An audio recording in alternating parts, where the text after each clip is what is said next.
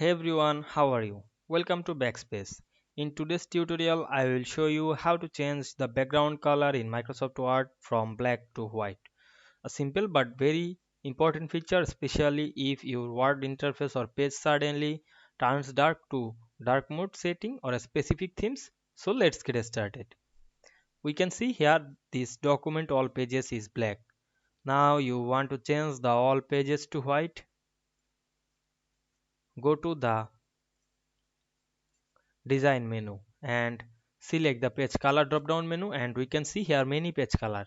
Now I am select this no color option, and we can see we automatically remove the black color. Otherwise you can change color, you can add any color to this page, like you can add the white color. Now I am remove the color, and automatically color is white because the default color is white. Now we can see we change word background color from black to white very easily.